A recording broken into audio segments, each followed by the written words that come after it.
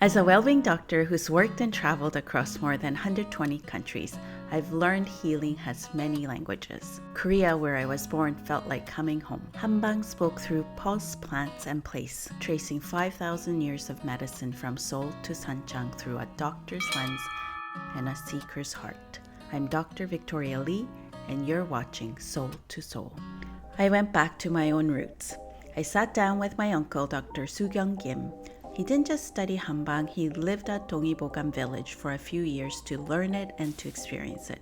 He taught me about the history of Hanbang and that wellness is a daily relationship with yourself. In Seoul, I walked into Hannara Korean Medicine Clinic. Established in 1993, it's part modern wellness space and part old world, with yakjang wooden herb drawers lining the walls beside diagnostic devices.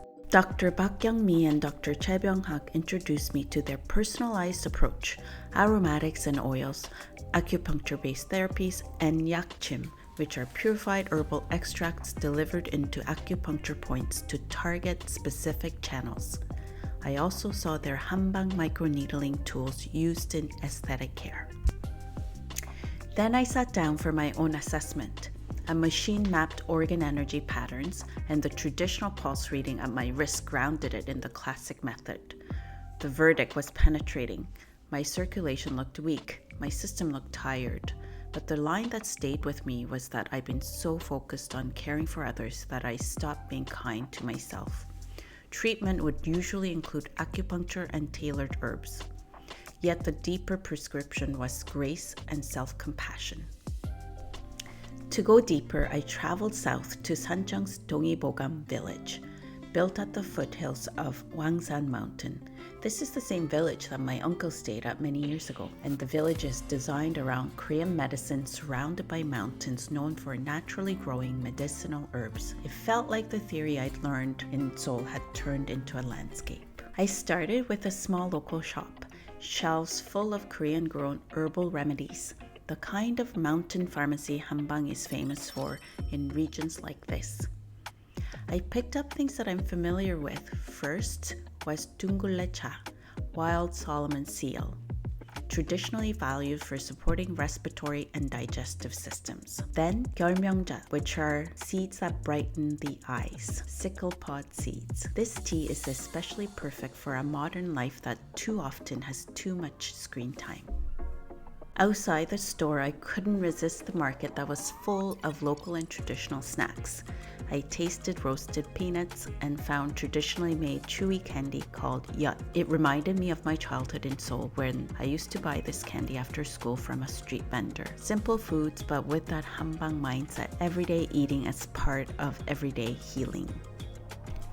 A few doors down, another store displayed jars of golden mountain honey beside twisted wild ginseng roots. It didn't feel like shopping, more like browsing a pantry curated by the mountains.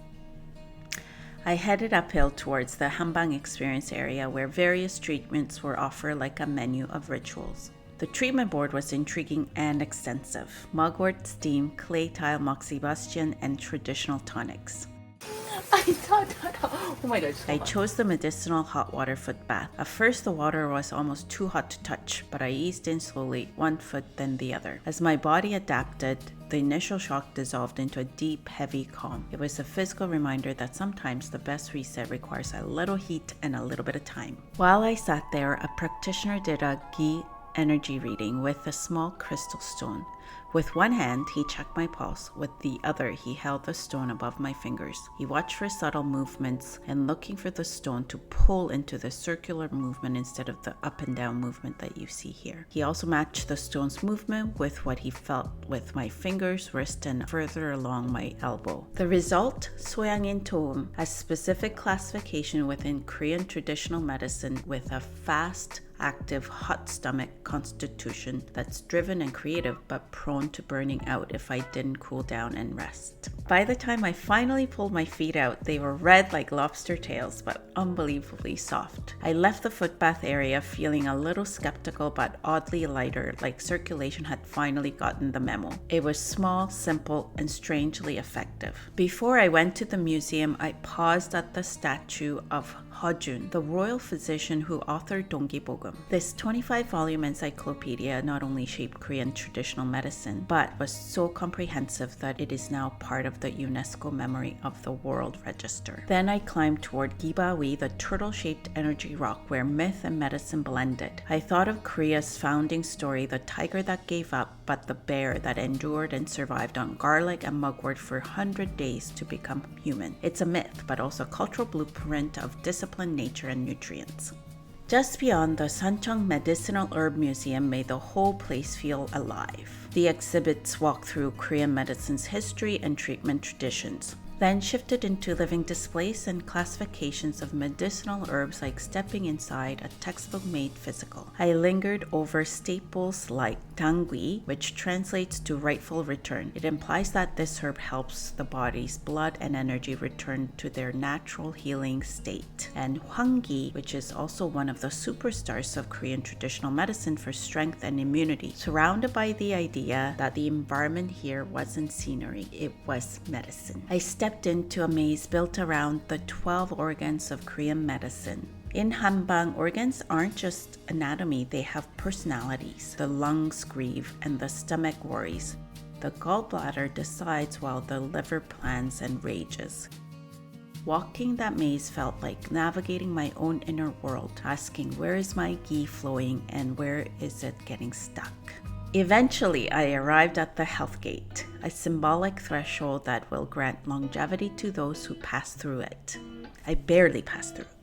I watched the windmill blades turn, quietly generating power, and then looked up to a pagoda on the mountaintop, reminding me that Hanbang is about energy in every form: electrical, environmental, and human. Looking out at the mountain range, I remembered one of Hojun's core ideas. A doctor who treats the disease is good, but a doctor who treats the person is greater. On the other side stood Donguibogam, the architectural heart of the village. As the main hall of the Hanbang Experience Center, it sits where the Baekdudaegan mountain range's energy is most concentrated. Behind it, a traditional Joseon-era chimney vents smoke like a vertical stroke of calligraphy, a beautiful fusion of breath and brick, sending the mountain's ancient vitality into the sky. Nearby, I met a local artist hand-carving medicinal flowers into wood, while warm walnut cakes cooled on the counter. They were filled with mountain herbs and crushed nuts. I bit into one, and suddenly I was 8 years old again, tasting my grandmother's kitchen and watching my uncle paint. Some traditions you don't just learn, you inherit them through taste and touch. With my walnut cake in hand, I stepped onto Mureunggyo suspension bridge, high above the valley floor. The whole village unfolded below. Mountains, winding paths, hanok roofs. It felt like watching a 5,000-year-old text become living landscape. From the bridge, I followed a quiet garden path towards a traditional hanok. The village offers overnight stays here. You can actually sleep inside this landscape of medicine and mountains, waking up where herbs, history, and daily life mingle. Later, I headed back to Sancheong for dinner at a local spot known for medicinal herb cooking. The table filled with bitter mountain greens, wild roots, and deep fermented miso soup. It tasted like the hills around us had been slowly simmering into every single bite.